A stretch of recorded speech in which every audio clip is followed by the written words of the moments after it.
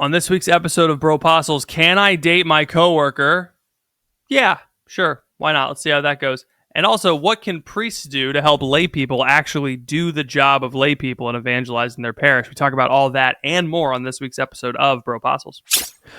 Welcome to Bropostles, the only podcast for Catholics who take their faith seriously, but not themselves, brought to you by thefreedomgroup.co. I'm Ethan. And I'm Patrick. And I'm excited for today's episode. I don't know why. I got to tell you something funny that happened to me. I had a tier 1 Catholic dad moment earlier today. Oh yeah. I don't have many of these. No. Because I'm not very good at forming my children in the faith, but I'll tell you what happened. So we went on a walk to our neighborhood parish. We go down the street, we pop into the Adoration Chapel. We're sitting there for a few minutes. The boys are, being boys, and we're trying to crawling pray. all over each other, and and then we realize, confessions are going on. There's no line. Why don't we just go hop in the line for confession? Mm-hmm. Wonderful, right? What a beautiful time with my family on a Thursday afternoon. It's quiet in the church. People are praying. The candles are lit. The old ladies are whispering in the back. The smells are in the air. It's this beautiful, time. The scene is set. I'm right there. The scene is set. We're in the back, and Emma goes into the confessional. She goes on one side, and the light goes on, and I'm waiting with the two boys.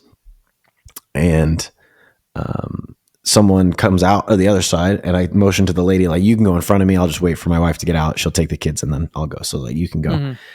And then I set the boys down, and Henry had been playing when Emma was out there. He had been playing with the holy water, like the little stands that have like the jugs, and then they have the little spigot, and then there's like a little holy bowl. Water dispenser guy. Yeah. Yeah. It's like the proper dispenser if you need to take some with you or something.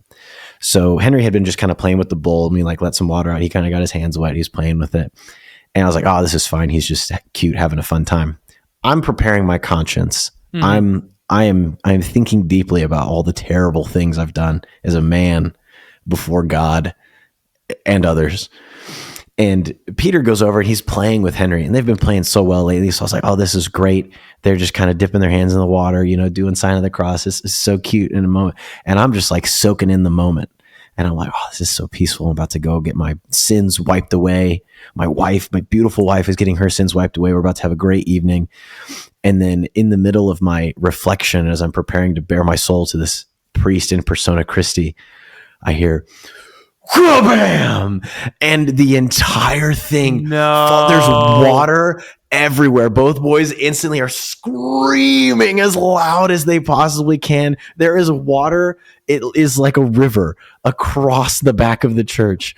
It's on the carpet. It's on the tile. It's on the woman next to me. Emma leaps out of the confessional. She's running over. I have no clue if she got her penance or not. I don't know. But she runs over, and the boys are just sobbing. And there's it literally careened off the thing because Peter had pulled on it, and so the tub fell off, and it was completely full, and so there was just water everywhere, and it just, my whole image of myself was just shattered in one moment.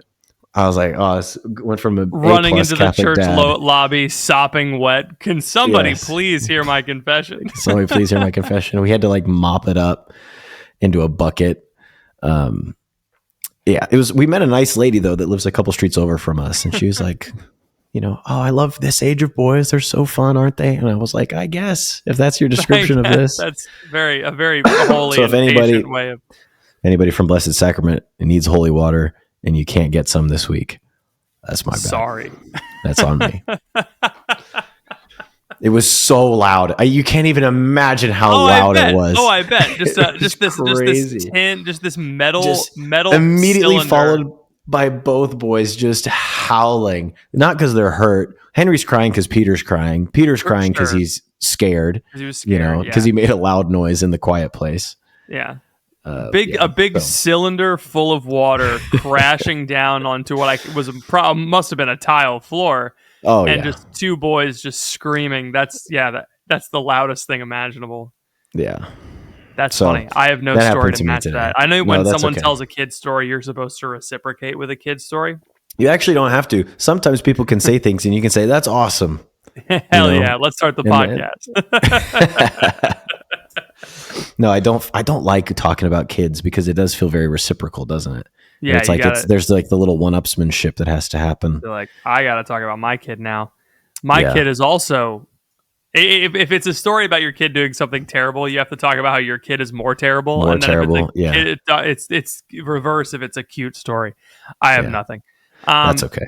This is why I try to tell so few stories about my kids, because I just don't like listening to other people's stories. I only tell a story if it's a banger. I only bring it up if I know that it's good. But like, oh, did you guess what he said today? It was silly. You do have to grade your kids on a curve, and the curve is that you think they're so awesome and everything they do is amazing. Yes. And no, but that is an all-timer. My kid destroyed an entire community's supply of holy water. It was like in Rango when they take down the the water tower. That's incredible. Those things must hold like 3 gallons of water. Oh, it was many liters, more than I could count.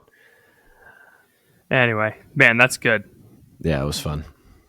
Cool. Okay, so I don't have any stories from my regular life. That's fine. How are you feeling? Feeling good. What's my job is going great. I had a great day at work today. I'm feeling good about my job. Well, my job was going really great too, and let me tell you why. Sorry, I was that's never been the case. I'm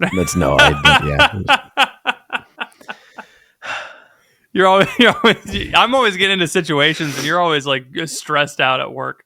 Yeah, that's a good point. I narrowly avoided a couple of situations. Did you see the Pillar guys got kicked out of a benefit dinner in Chicago? What? Hold on. Yeah, so I'm not a paid Pillar subscriber, so my bad, but I didn't get the whole story. But apparently they went to this benefit dinner for the Dick Durbin Cardinal Cupich dinner. Cardinal Cupich was going to award a pro-choice politician with an award, and the guy declined because the church is irrelevant. Yeah. No one cares about our awards. And his name is Dick Durbin, so he really should be nowhere near. That's like a Superman. People. That's a Superman villain. And so they tried to go to this benefit dinner to like cover it, and they show up, and there's the Chicago police are standing outside with a stack of pictures of people, and J.D. Flynn's picture is on the top. That's of the so stack. Funny. And I responded. I was like that. The only person who gets into more situations than me, I think, is J.D. Flynn. Yeah, I think so. I think we should have a 10-year podcast anniversary, and we should do that and just have JD's picture. It's like, don't let he's not invited. He wouldn't come, but it's just like, just in case, don't let this guy in. It would be fun to have a 10-year mega podcast where we bring a bunch of guests back. I think we should legitimately do that. I think that would be worth putting some planning into, and like renting I agree. a ballroom for a night. And like having a live podcast, having a dinner, I think that could be really fun. Really fun. I'll reach out to Josh Blimeycow and be like, "Can you please come back on the show?" Bring your wife. I need you to tell the story from your perspective, because there have been people. We'll get the Grey Havens to do live music. We'll get Emma Fradd to read a creepy story. We'll get the Catching Foxes guys on there to talk about Matt Fradd and his. Can I tell you something funny? Yeah. Neither of them have ever been on our show. Shut up. That's not true. I'm being 100% genuine. Neither of them have been on our show. We've been on their show twice. That's really funny. Yeah. We've gone through many periods of not having guests on the show. But we obviously would have made an exception for them. Maybe. Although I guess that makes sense, because Gomer is the busiest guy that I know. You think? He's always got something going on. Isn't Milo Yiannopoulos pretty busy?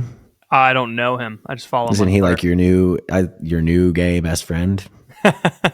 No, he's ex-gay. There's a whole thing. You can take never mind. I'm not going to talk about taking things out of things. Anyway, we're going to move on from that.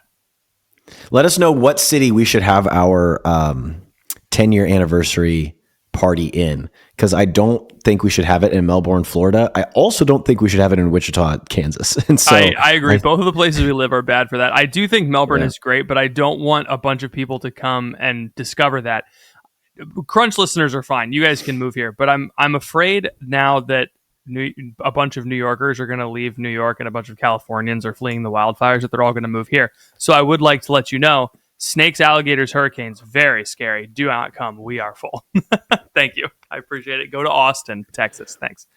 There was an article in a national Catholic magazine about my neighborhood, and they interviewed people who live on my street. And so it's entirely possible that my area starts to get flooded with all kinds of creeps and weirdos that read the National Catholic Register.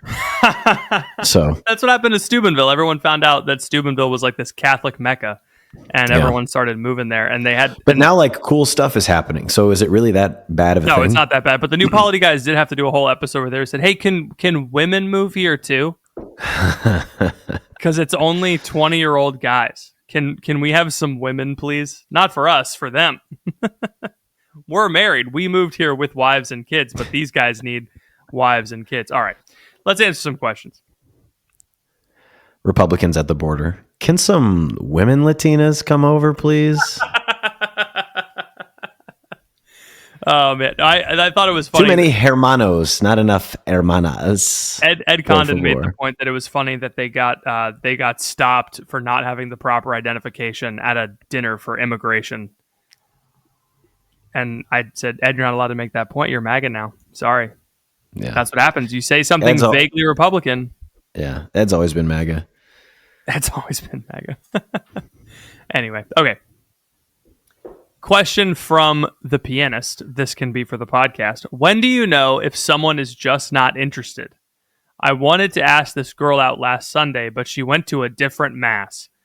I have a girlfriend. She goes to a different mass. I made up my mind to either ask her in person or call her. I got her number from my sister, sent her a text. The next day, I sent her a text asking if she was available, in which she didn't respond. So I'll let it be. Today I saw her in church, but I was unable to ask her anything. I called her tonight. After only 2 rings, it went to a voicemail and hung up. I asked her to call me back when she had a better time. Would you keep trying or let it go? What do you think? I mean, you got to do your seven follow-ups before you let the lead die. You know, it's true. You got it. Persistence, I think, is an underrated virtue amongst men these days. I think it's easy to feel like a serial killer, you know, because like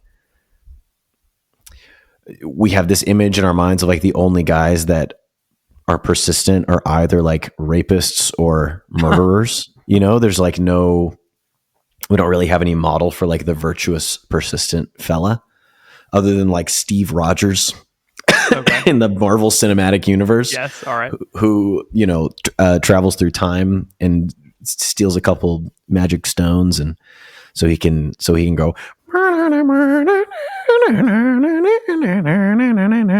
know what I'm talking about? Yeah. The end of Avengers Endgame. So yeah, I'm familiar. I think you keep trying. Silence is compliance, you know? No means yes. This feels dangerous to say. No, until she's like, here's the thing. If she gave you her number and you think there's some kind of spark there, just keep trying. Just keep going for it. Yeah. What was that?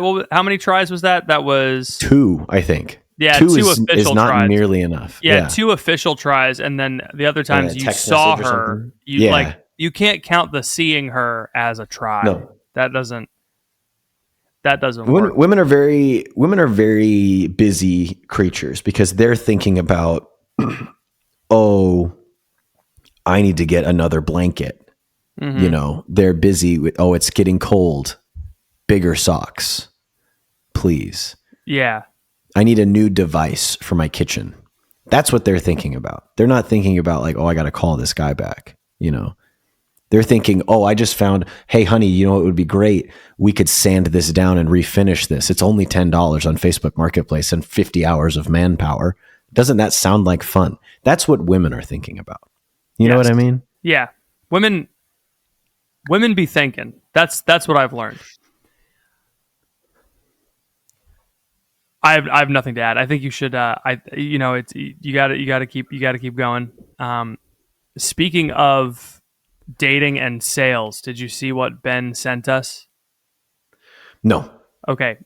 Apparently, someone asked a girl out and they took the sales metaphor a bit too far. Oh, And no. Ben thinks that we should react to it. And Okay, so I'm ready. I'm gonna Because share we did it. I was joking about the 7 follow-ups thing, but I do think there's something to it. Yeah, let me You go gonna share on. your screen? That was Yeah, the let me wrong share my one. screen. I'm not sure how to do it. 5 years into COVID. 5 years into having long COVID, and Patrick still doesn't know how to share his screen. No, I do know how to share the screen. Patrick's a bisexual with long COVID, and he can't share his screen. Patrick, shut up. I'm sharing my screen right now. Okay, You have to add it. You have to add it to the All right. No, I'm the bisexual. All right, go ahead. Yeah. Girl at the bar last night gave me her email. She said, I don't have Instagram, but you can have my email. I said, perfect. She thinks I won't email her, so I emailed her. When I got home from the bar, I said, hey, Julie, thanks for giving me your email. I enjoyed dancing with you last week and tonight. Attached is a pitch deck. The Julie pitch deck.pdf.pdf. First page. Hi, Julie. You probably thought I wouldn't email you. Joke's on you. I wrote you a pitch deck. The purpose of this pitch deck is to tell you I like dancing with you and to convince you to be my friend. Pictured is us dancing. Look how happy you are. Reasons you should be my friend. Reason number 1, I wrote you a pitch deck. Reason number 2, I'm pretty good at dancing. You like dancing. Reason number 3, I don't let people crash into you on the dance floor. This is actually really annoying when people do that. Reason number 4, I have great music taste. Ask me to send you a playlist. Call to action is very key. Reason number 5, I'm very new to dancing, but I'm determined to learn new styles. So this is like investing in early stock. Your dance partner will only get better. I'm currently learning merengue, waltz, and two-step. Reason number 6. This guy's got too many think you're steps. cool. Yeah, it's too many. I'm Too many reasons. Fun facts about me. It's okay. Can we just let's just stop it, please? I Yeah, moved let's here in stop. June. Fine. There's Please a pitch. stop. There's a pitch deck. There's a pitch Yeah. deck. That's funny. I thought for sure it was going to end at some point, but he just kept Yeah, going. he just kept going, and He's got apparently that it worked. Stupid mustache is With a pissing me PowerPoint. off. If you missed it last weekend, girl at the Oh, bar this last is another night, 2 could I minute have your video. Instagram? I love dancing with you. Can I call you Dash? Nice. Ma'am, She responded with a How do pitch you deck. know that my niece calls me Uncle Dash? It's because that's actually kind of freaky. She knew that deep. Yeah, I mean, other than this guy's safe, horny visual presentation, which I don't appreciate whatsoever. I really don't like this type of guy generally. You don't like But like mustache trucker hat guy. I don't like mustache trucker hat guy, childless, lives in Austin, Texas guy. This is my least favorite type live of in guy. Austin, Texas. That yeah. It's just there's something about this is a side tangent, but there's this YouTube channel called Hunter Williams. He's a nice enough guy. He's like he's in his young 20s. He's married. He's got a bunch of friends. They all live close together. He makes videos, fun videos, like one he just did where he replaced his friends' pets with other pets and like saw if they noticed. You know, it's basically like a friendship simulator for people who don't have kids. Oh man. But like all of the guys in the videos are that type of guy, and it makes me like I love the concepts of their videos because I think they're interesting, but I can't stand like It's the people in them. You it's know, that TikTok. It's the unironic version of that TikTok where it's the 4 boys in the woods and they're like the sensitive one. Have you seen that video? Yes, Yeah. yes. It's that video, but they're like fighting. Like, no wait, I think I'm the playful one actually. Like now that that's Anyway, what it is. But they're all I the just- same guy. All right. I don't appreciate that type of behavior. So I think it's cool to be creative. I think that's fun to send if a girl gives you her email to just take that in the best light possible and assume that she's playing a little hard to get, you know? Yeah. If you assume every woman is playing hard to get, eventually you will get got. You will You get. know? Eventually you will get. Yeah, I like that. Yeah. That's how Yeah. you do it. I think that's fine. What do you Good think? job, man. That's taking the sales metaphor far. I like it. That's good. Shave the mustache though, or at least trim it down. Goodness. Okay. He looked like Jamie Heineman. I don't know who that is. Okay. Q for the P. Question for the pod. Answer some or none. Oh, a couple of Qs for the P. One, how do you tell this will be rapid fire. Okay. How do you tell a guy you've never had a boyfriend? I'm over 25 and it always comes up on a first date and it's never a great reaction. Fellas, why are you asking girls how many boys they've dated? It's like On that the first date. Shane Gillis bit where he's like, every white guy at some point has been like, have you ever? And I don't think you have to say I've never had a boyfriend. You can just say I've never been in a serious long-term relationship. Yes, that's technically true. Yeah. Been So in any relationship. you don't have to specify I've never dated anybody, but you can just say, yeah, I've never, I've never met anybody that was worth settling down for. Yeah, maybe you could And then change that. And then you can kind of glare across the table like, I've never met any men that are man enough for me. I've never met a man who's willing to email me a pitch deck, a way Yeah. too long pitch deck. I do think that for comedic purposes of posting it on the internet, it should have been shorter, but I think the long pitch deck works better. Long pitch deck is funny when it's you receiving it. When it's you giving it to me slide by slide, and I'm a straight man who's married and I don't know who you are, then I'm like uninterested in your Yeah, video, I don't get all the unfortunately. inside. It relied a lot on inside jokes, which is It good. did. Yeah. Okay. Question number 2: how much flirting should you do in the talking stage? What? What are we? What does that even mean? I was 25 when I first heard the term talking stage. I had a child, and I was like, I don't know what that is. So I don't know the answer to that question. Is it good to practice if you still aren't sure you want to date them, like flirting and, like you're flirting, you're kind of testing? Yeah, fine. How much flirting? 7. That's how much. Number 3, do you think intentional debt is ever a positive strategic move? You're really rapid firing these. I didn't even get a chance to answer the second one. Oh, you want to answer the second one? I didn't see much merit in the second question. Well, how much flirting should you do in the talking stage? How much gas should you put in the gas tank of your car? How much should the sun come up in the morning? Okay.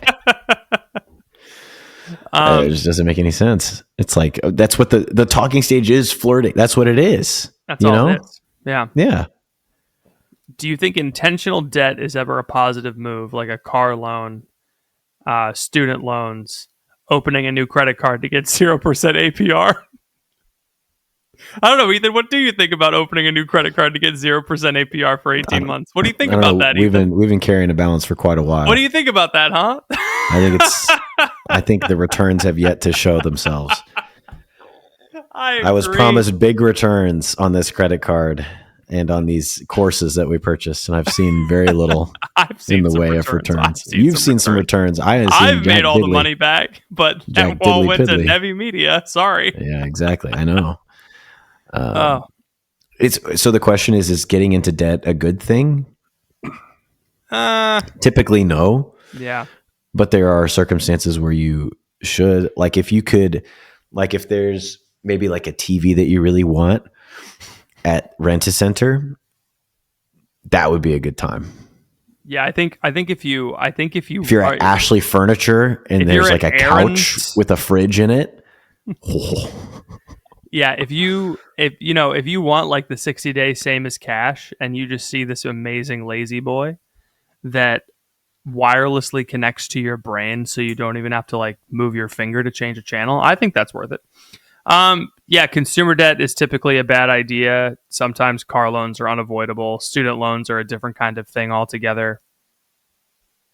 Ultimately, try not to get into debt. It's the same as, people will tell, like, okay, so you have a 2% mortgage rate and the stock market returns on average 8% a year. So should you invest the extra cash you have in the stock market or should you pay off your mortgage? There's like 2 schools of thought on that. Doesn't matter. Do you feel more comfortable having no debt?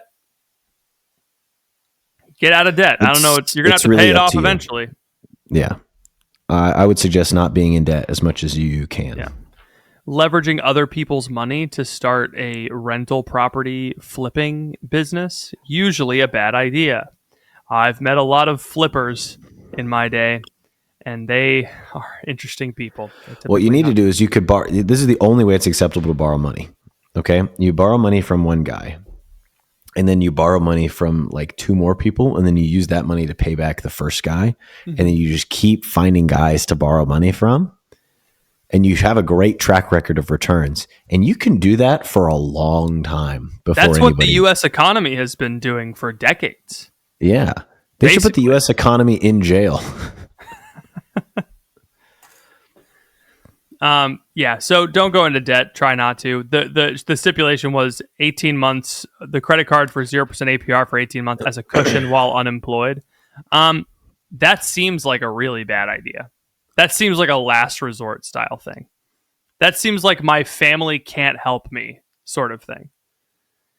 If you're so down bad that you need that you're thinking about a credit card to cover basic living expenses, you should try to lean on your natural like relationship network first before you say I'm going to go into debt to the Bank of America. Yeah. Or it is funny that we're like I could never ask anyone in my life for money, but you know who I can ask for money? The bank.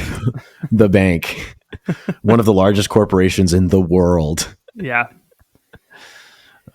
If you're gonna break a Dave Ramsey rule, break the asking family for money rule. Like, come on, that's anyway. Okay, Patrick, yes.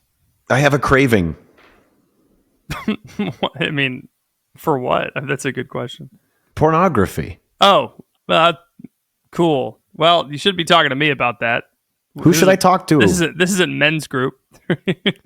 Who should I talk to about it? You should go talk to the Freedom Group, the guys over at thefreedomgroup.co, because they'll talk to you you can get a free consultation, 30 minutes. They'll talk to you and they'll see if they can help you out. And then if you do decide to work with them, you can work with them for a year. But what if I have a craving for pornography and it doesn't go away in a year, and I've paid to work with them? What do I do? What happens after that? They will come to your house and they will beat you up.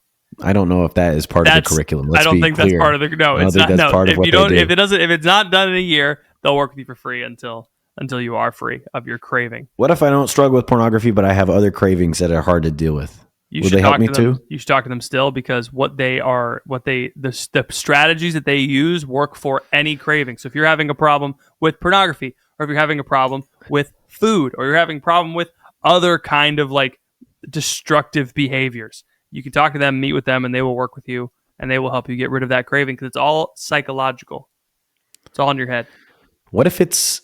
Never mind.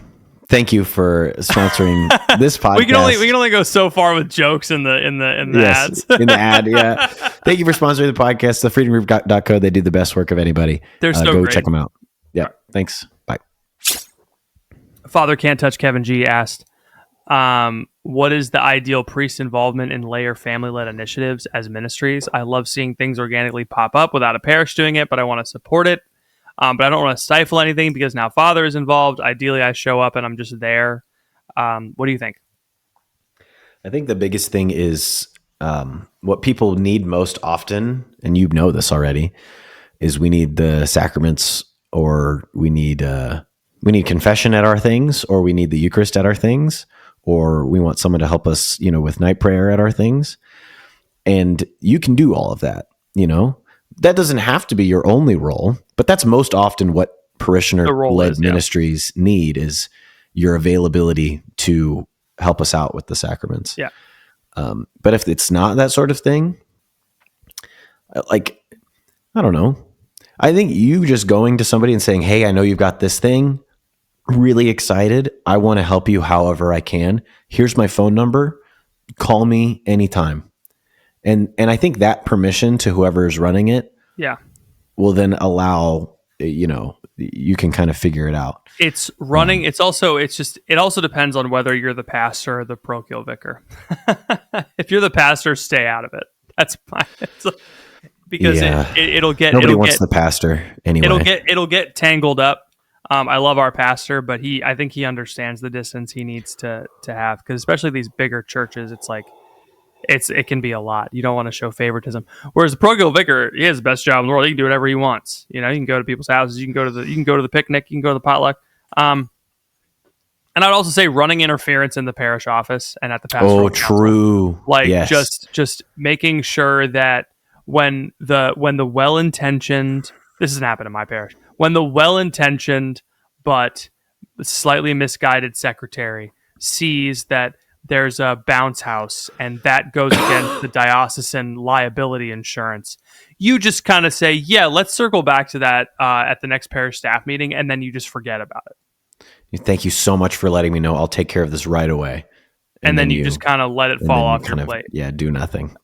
That's what we need you to do. I'm so serious. It's like you You just need to use like what you have, and what we have is like is access to relationship networks that you don't have. Like family relationship networks are strong, and priests by their nature don't have access to them the way that families do. They're like moms and dads do, and so we have that. What you have is like institutional clout, and so what we need our priests to do is we need them to make sure that the cold, uncaring machine doesn't crush us while we're trying to do good for the church. That's what we need our priests to do. Is that we need you to be the loving fathers that don't let the diocesan monster attack us. Again, well-intentioned people in the chancery office that have different priorities, like making sure the diocese doesn't lose millions in lawsuits. I understand, but as a priest, you have to keep your priority the life of the parish, and so just that's what we need you to do.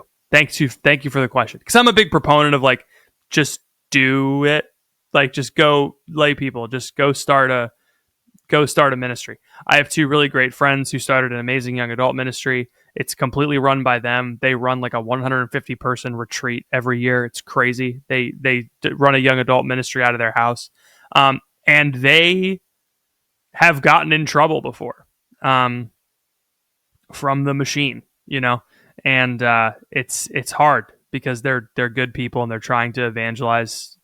They're trying to create a home for young people in the church, and sometimes the church wants ownership of things. And you don't need ownership. Like we are the church too, and so you don't need to own our activity. So I like when priests and parish staff think that way. Think like I'm just here to support. That's one thing I love about my parish is like parish council conversations. How can we support these people doing these ministries? And so just like making sure that people aren't like. Making sure people in the office don't have the attitude of how can I fix this ministry? Who is this ministry under? Like the mom's book club, like is that under, John because he's over young adult faith for me? Stop. just let it move, support it, move on.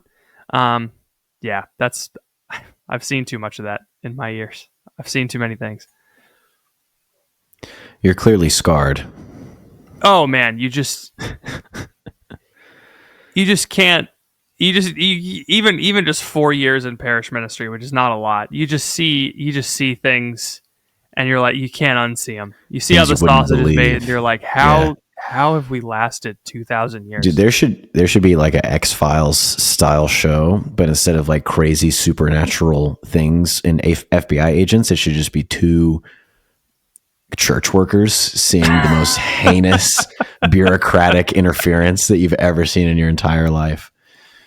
It's, what is a bureaucracy? A bureaucracy is a system. Hell. It's hell. It's a system where the members of the system are incentivized to protect themselves, right? Because ultimately that's what's happening when a diocesan lawyer or HR professional says we can't have this event because it's not sanctioned by the diocese, right? Like we can't do this because it's not under the diocese. What are they worried about? They're worried someone's going to slip and fall, and they're going to sue the diocese, and then the diocese is going to have a lawsuit, and then they're going to get fired. Like that's what they're worried about. And so they're not worried. They're not incentivized to the mission of the church, which is why it's so important that priests are celibate, because they're tied to the church in a way like they can never get fired, as we've seen. That was so much the case that it was bad. You guys get moved around. Whereas like lay employees are very much incentivized to, I can't lose my health insurance. And so that creates a parallel incentive structure where lay employees have to make decisions based on whether or not they'll lose their job, and they can't. Yeah. I was in that situation where I was in a situation when I was a youth minister where I had to make a tough call about a ministry event. And the next day I got a phone call from a parishioner. It only takes one, that said they were going to like report me to the Dawson Safe Environment office, and they were like filing a complaint. And I was like, oh no, I have an infant. In retrospect, I should not have done the boys and girls under 14 swimsuit pageant in the youth room. It was maybe not the brightest idea. That was a mistake. Oh man. No, what it was having a bonfire with only 2 core team members, like myself and another member, and the other member had to leave early. And so it was like we were having an out, but we had a meeting about it. We said because it's outside, it was fine because it wasn't enclosed space, and so it didn't violate safe environment. But one person drove by and reported it, and I was like, "Oh, That's crazy. I might like lose my job over this. That's crazy." So it's like it like that was like I was like, "Oh, so now I have to make ministry decisions based on whether or not I'm going to lose my job," and that felt icky, So anyway. Just your job as a priest is to run interference in the parish office.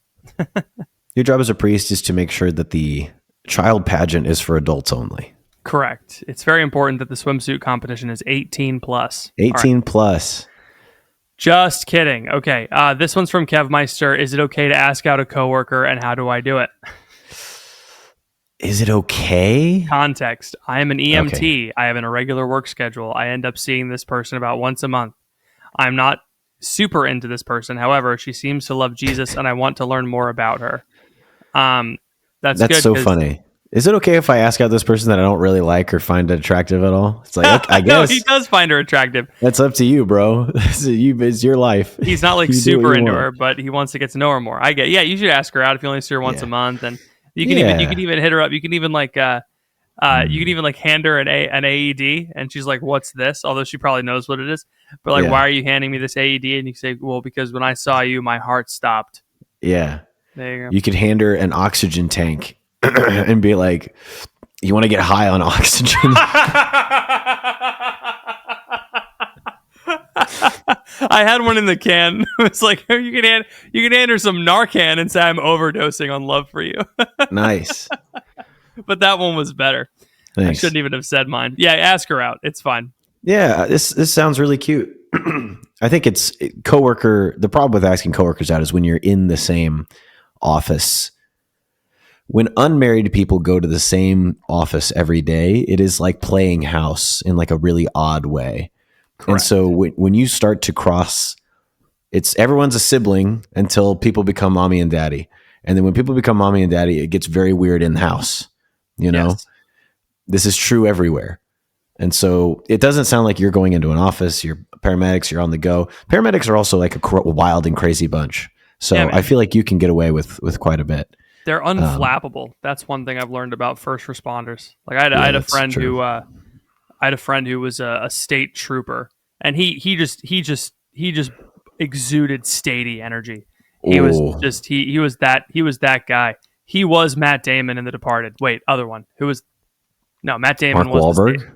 No, Matt Damon was the state trooper in The Departed. Leonardo DiCaprio? Yeah, Leonardo DiCaprio was in it, but he wasn't the state trooper. Matt Damon was the crooked state trooper. I guess. It's been a while since I've seen it. They call him Stadies in Boston. Stadies. Yeah. So, but I was talking to him. He went on like a double date with someone, and later in the week ended up pulling him over for doing like 20 over the speed limit. And he recognized the guy driving, but the guy driving didn't recognize him. And I was like, "So you let him off with a warning?" He just looks at me stone cold. He's like, "Oh, I don't give warnings." I was like, "Damn." That's all awesome. Right. Beast. Awesome. 20 over makes sense. I wouldn't give a warning for that. 20 over is a lot. It is a lot, especially if you're on the highway. He probably doesn't pull people over unless they're going a speed with which, you know, a lot of people go warning speed and they might get pulled over because the cop is bored, you know. Yeah, in the Northeast though, their highways are built for 80-mile-an-hour speeds, but the speed limit is like 55. Yeah. You know, and everyone's going 80. Well, they all got to get their bacon, egg, and cheese. They got to get their Dunkin'. They got to get their Dunkin'. They got to get their bacon, egg, and cheese, and they got to go smoke crack or whatever they do over there. I don't know. Over there on the East Coast. Yeah. Okay, married Bropostles. Yep. What are things you wish you had done before marriage or before meeting your spouse that would have prepared you for marriage? I guess one example I could think of would be personal finance wise or anything in the practical aspects of life to help join your life with another person while maintaining important relationships and commitments, etc. Well, what would you have done to better prepare yourself for meeting your spouse, Ethan? I would have been so jacked. So just absolutely So I just massive. ripped. Oh, my glutes, my back, my shoulders. Speaking of glutes, I need you Yeah? to see this. I need you to see this picture of this guy.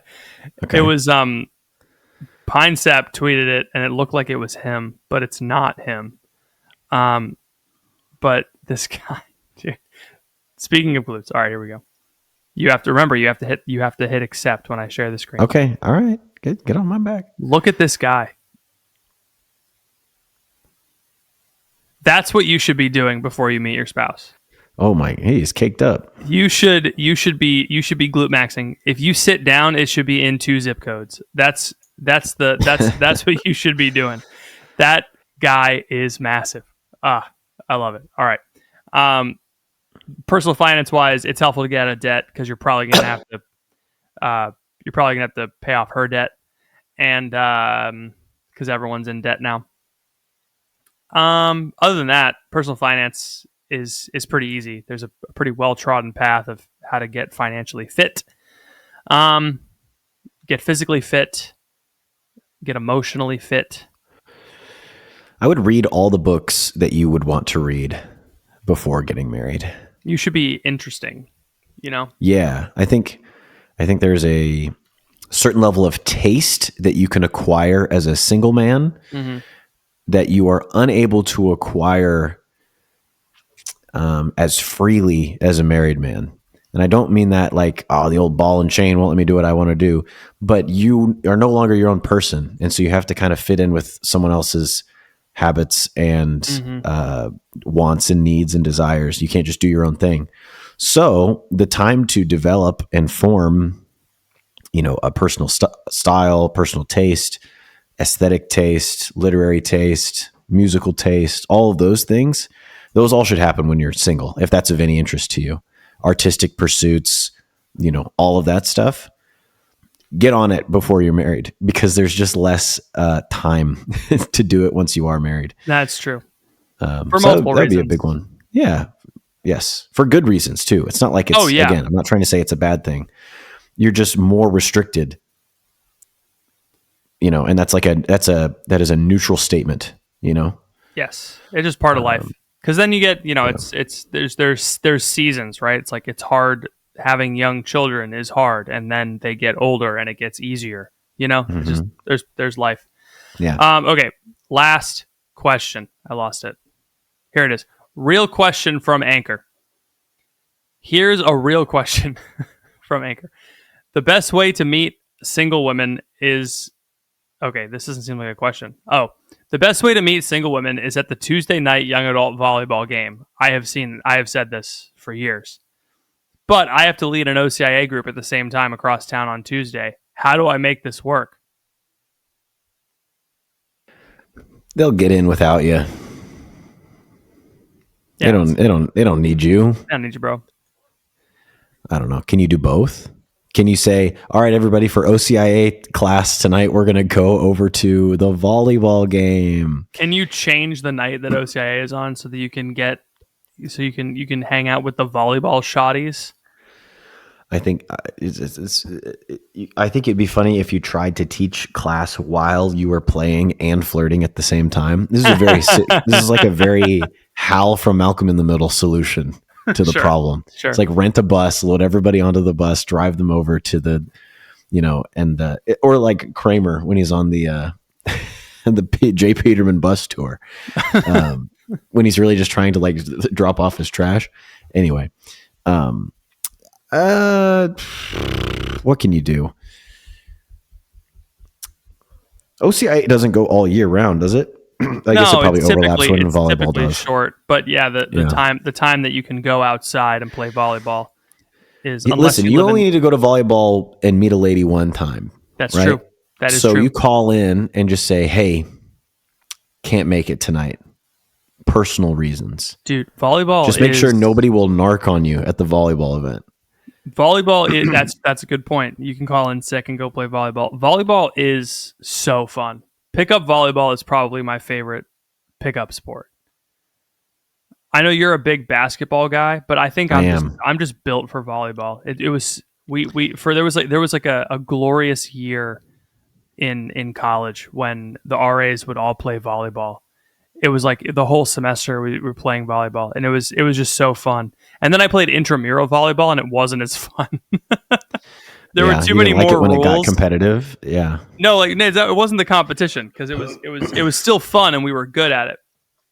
But there was like, there were more stringent rules, and we had 5 against 6, and because we had a hole in our lineup, every time that invisible sixth man came around, we had to hand the ball over and they got a point.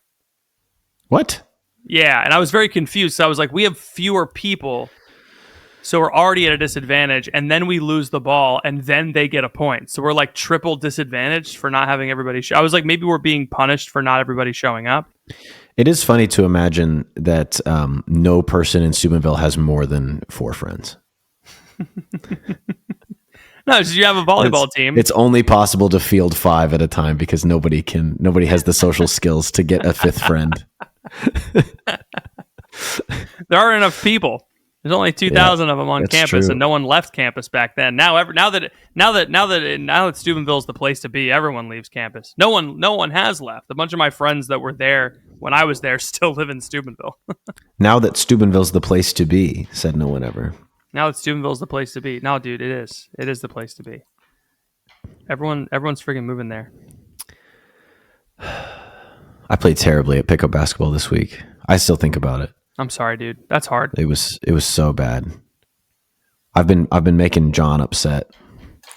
Really? Yeah. I'll tell you a quick story about John. John is on the board. You got to fix our screens, sorry. By the way, John is on the board of the YMCA. So I think he's an attorney. But he comes and plays every Tuesday and Thursday with us. He's an older guy.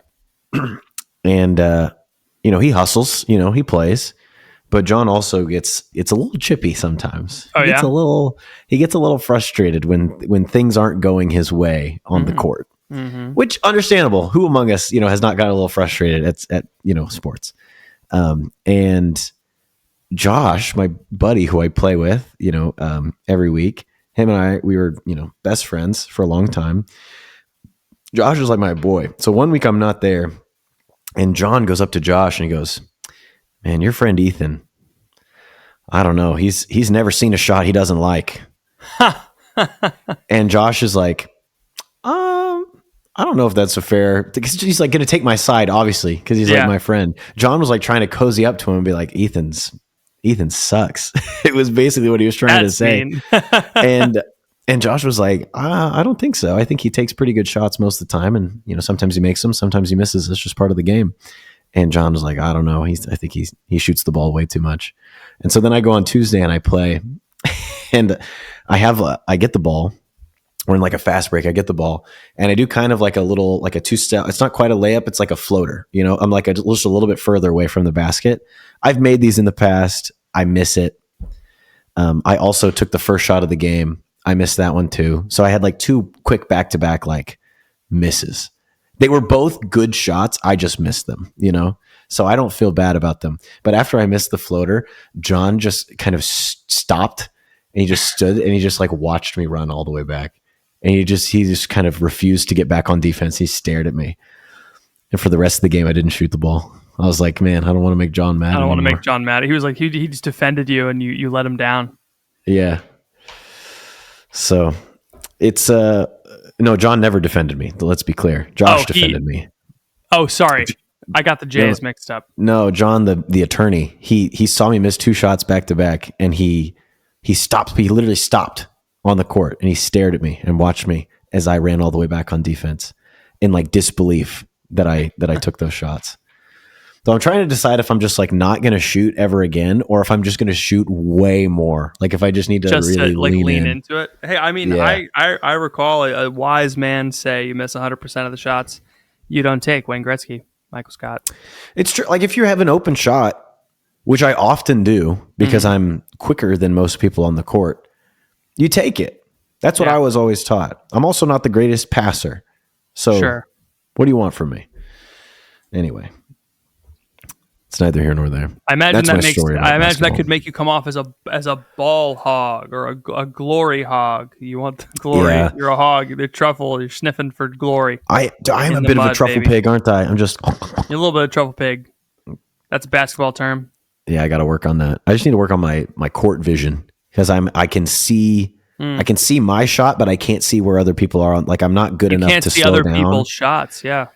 Yeah, I just need to play more, and then I'll figure those things out. You need to get the security cameras from the Y, and you need to watch the tape.